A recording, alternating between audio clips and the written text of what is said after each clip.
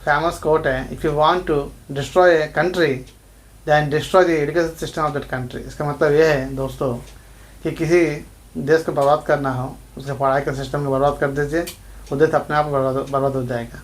देखिए दोस्तों, आजकल भारत में जो पढ़ाई का सिस्टम चल रहा है पूरा बिजनेस की तरह चल रहा है। एक LKG स्टूडेंट को मेट्रो सिटीज़ में 1 लाख रुपये लग रहा है इंक्लूडिंग बस ट्रांसपोर्टेशन, और एक नॉर्मल सिटीज़ में 50,000 रुपये खर्चा हो रहा है। देखिए दोस्तों, और स्कूल में क्या मिलेगा? Textbook, notebook, stationery item, uniform material, सब कुछ मिलता है। किसी किसी स्कूल में तो शूज़ भी मिल जाता है। मतलब देखिए, ऐसे लगता है कि पढ़ाई जो है, स्कूल जो है पढ़ाई के लिए नहीं बिजनेस के लिए खुला गया हो। और क्लास LKG से लेकर क्लास 7 तक जो है लड़का जो है हंसी खुशी पास हो जाता है। आपको पता ही नहीं चलता है कि लड़का, मतलब आपको लगता होगा कि लड़का पास ही हो जा रहा है, बहुत अच्छा पढ़ाई कर रहा है। क्लास 8 में थोड़ा क्लाइमेक्स शुरू होता है, टीचर बोलता है कि थोड़ा वार्निंग देता है, थोड़ा पढ़ाई में वीक है, थोड़ा इंप्रूव करना पड़ेगा। और क्लास 9 में बोला जाता है कि आपका लड़का अगर पढ़ाई इंप्रूवमेंट ना हो तो फिर इसको TC मिल जाएगा, और इसको आप एक्स्ट्रा ट्यूशन करवा के घर में इंप्रूव करवाइए, नहीं तो TC मिल जाएगा। और ये बोलकर फिर एक सर्टिफिकेट में साइन करवा दिया जाता है कि आप TC लेंगे, इसमें कोई प्रॉब्लम नहीं है बोलकर। इस तरह से किया जाता है दोस्तों।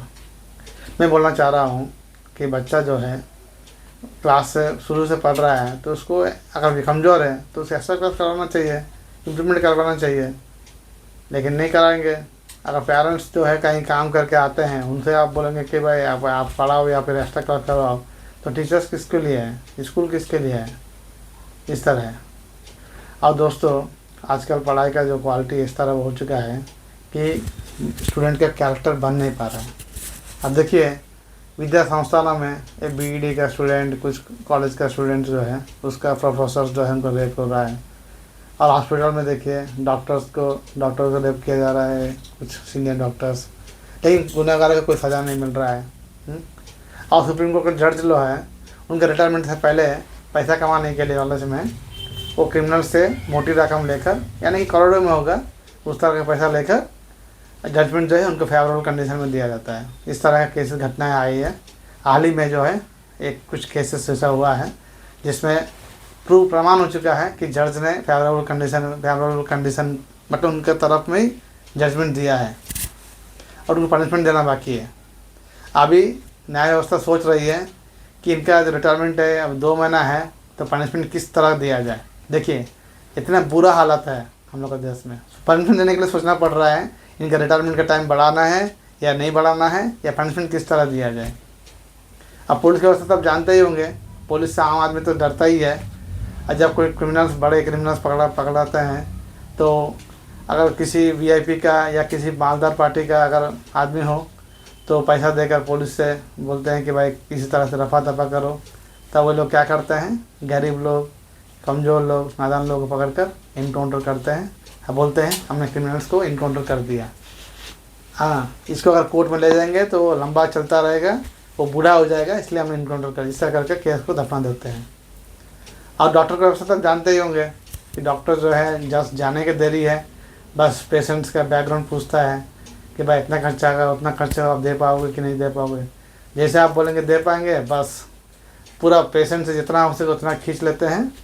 और जब पेरेंट्स बोल देंगे या उनके माँ बाप बोल देंगे कि भाई आप और नहीं खर्च कर पाएंगे, तो तुरंत अगले दिन जो है वो मर जाता है। और उससे पहले ट्रीटमेंट अगर रोकने के लिए एक सर्टिफिकेट में लिखवा दिया जाता है कि we explain the risk of the patient but they are not willing to continue the treatment. इस तरह का सर्टिफिकेट, मतलब अब आपने डॉक्टर ने बता दिया पेशेंट को कि भाई ट्रीटमेंट बंद करने से पेशेंट मर सकता है, लेकिन फिर भी पेशेंट के माँ बाप जो है उसको ऐतराज़ किए, उसको कंटिन्यू करने के लिए नहीं दिए, इसलिए हम ट्रीटमेंट रोकना पड़ रहा है। इस तरह का सर्टिफिकेट,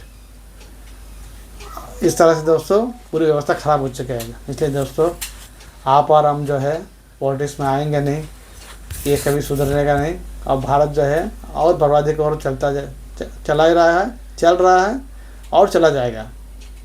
आप पैसा कमाने के लिए दिन रात मेहनत करते हो, बॉस का उल्टे सीधे बात सुनते हो, टैक्स भी पेमेंट करते हो, लेकिन उसका यूज़ सही जगह पर हो रहा है। आप देखिए किस तरह से MLA का सैलरी जो है 1,10,000 रुपये अभी मिल रहा है, उसको 3,45,000 रुपया करने के लिए प्रपोजल मूव हो रहा है। देखिए दोस्तों, 3 गुना ज़्यादा पेपर में आया था, मैं जानता हूँ। आपको बिजी रहते हो अपना काम में, सोचते हो कि कब छुट्टी मिलेगा, मैं टूरिज्म में जाकर होटल में घूमकर रेस्टोरेंट में आराम करके आ जाऊँगा, सोचते हो, और आपके पीछे आपका पैसा, आपका जब टैक्स रूप में पैसा लेते हैं, इस तरह से इस्तेमाल हो रहा है। इसलिए दोस्तों, आप और हम पॉलिटिक्स में नहीं आएंगे और देश और बर्बादी हो जाएगा। नहीं तो कम से कम जो है मेरे जैसे ईमानदार आदमी का सपोर्ट कीजिए, तब भी आपका फ्यूचर जो है सेफ रहेगा। नहीं तो आप पैसा कमाने के लिए, गुलाम बनने के लिए मजबूर हो, और आपको बच्चा लोग जो है एक मुर्गी की तरह ट्रीटमेंट मिलेगा।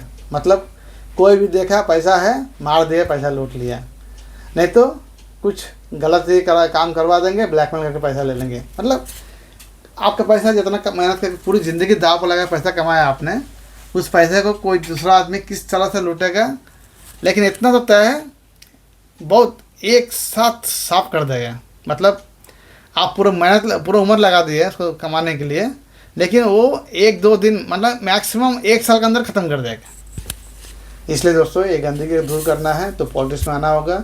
अगर आप नहीं आ पा रहे हैं तो मेरे जैसा अच्छा आदमी को सपोर्ट कीजिए। जय हिंद, जय भारत।